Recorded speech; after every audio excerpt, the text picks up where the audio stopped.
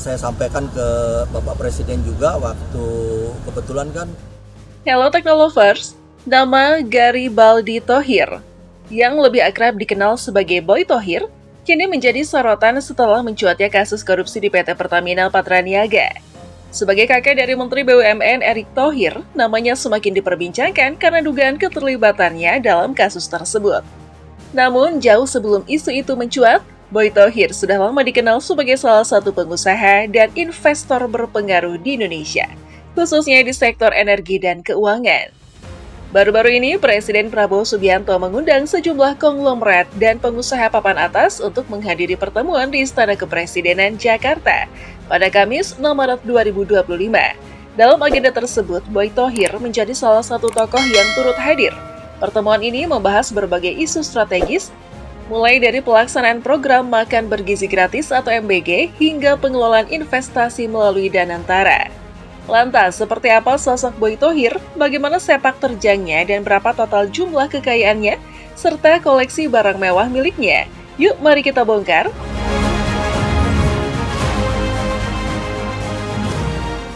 Profil. Mengutip dari Wikipedia, Garibaldi Thohir yang lebih dikenal sebagai Boy Thohir lahir di Bandar Lampung pada 1 Mei 1965, yang merupakan putra dari Muhammad Teddy Thohir dan Edna Thohir.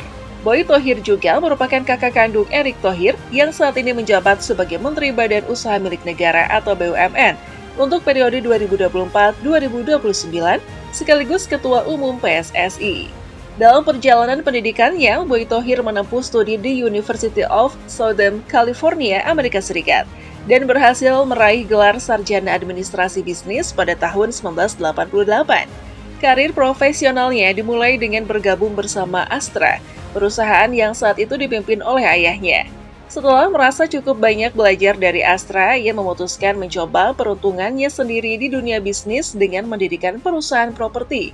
Salah satu proyeknya adalah pembangunan apartemen di kawasan Casablanca, Jakarta. Namun usaha ini menghadapi kendala besar, terutama dalam hal pembebasan lahan yang membuat proyek tersebut tidak berjalan sesuai rencana. Pada akhirnya, perusahaan ini dijual kembali kepada sang ayah. Kiprah bisnis Boy Thohir. Pada tahun 1992, Boy Thohir bergabung dengan perusahaan tambang di Sawah Lunto, Sumatera Barat, yakni PT Eld Indo Coal. 5 tahun kemudian, pada 1997, ia mulai merambah dunia bisnis keuangan dengan mengakuisisi PT Wahana Otomitra Multi Arta atau WOM Finance, sebuah perusahaan multifinansial yang bergerak di bidang pembiayaan publik, khususnya untuk pembelian sepeda motor Honda. Perjalanan bisnisnya mencapai titik balik pada tahun 2005 ketika ia bersama Theodore Permadi Rahmat, Edwin Suryajaya, Sandiaga Uno, dan Beni Subianto membentuk sebuah konsorsium untuk membeli saham Adaro Energi dari New Hope, perusahaan asal Australia. Langkah ini mengantarkan Boy Thohir ke puncak kesuksesan di industri tambang. Di bawah kepemimpinannya, Adaro Energi berkembang pesat hingga menjadi perusahaan batubara terbesar kedua di Indonesia setelah PT Kaltim Primakol, serta salah satu produsen batubara terbesar kelima di dunia. Pada tahun 2008, Adaro Energi resmi melantai di bursa saham melalui penawaran umum perdana atau IPO. Perusahaan ini dikenal dengan produk batubara berlabel Envirocol yang dikembangkan dengan konsep ramah lingkungan. Keberhasilan ini semakin diperkuat ketika Forbes menobatkan Adaro sebagai salah satu dari 50 perusahaan terbaik di Asia pada akhir tahun 2011. Demi memperkuat investasinya pada 30 Mei 2013, Boy Thohir memborong saham perusahaannya sendiri, Adaro Energi, di mana ia menjabat sebagai Presiden Direktur.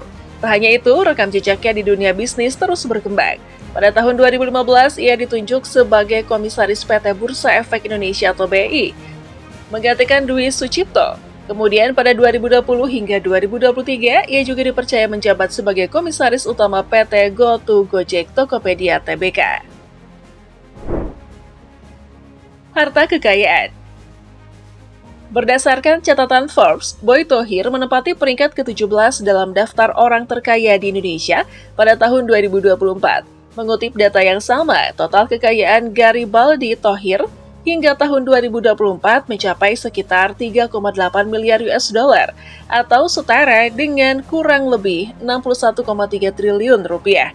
Sebagian besar kekayaannya berasal dari kepemilikan saham dalam jumlah besar di Adaro Energi atau Adro, salah satu produsen dan eksportir di batu bara terbesar di Indonesia.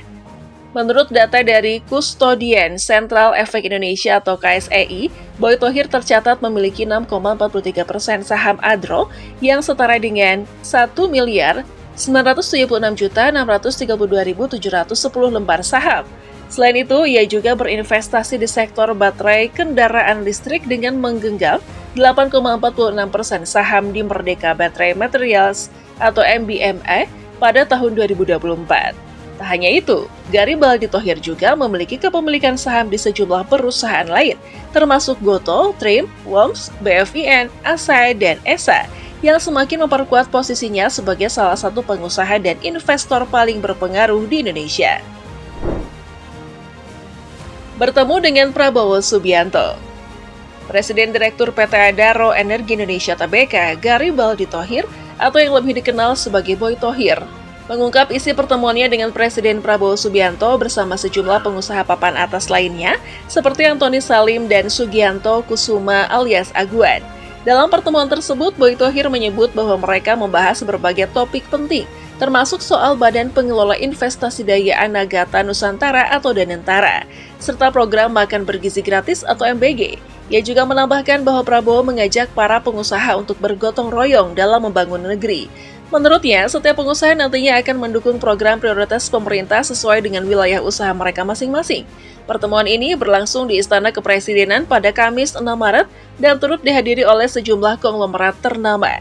Informasi ini pertama kali diungkap oleh Sekretariat Kabinet melalui akun Instagram resminya.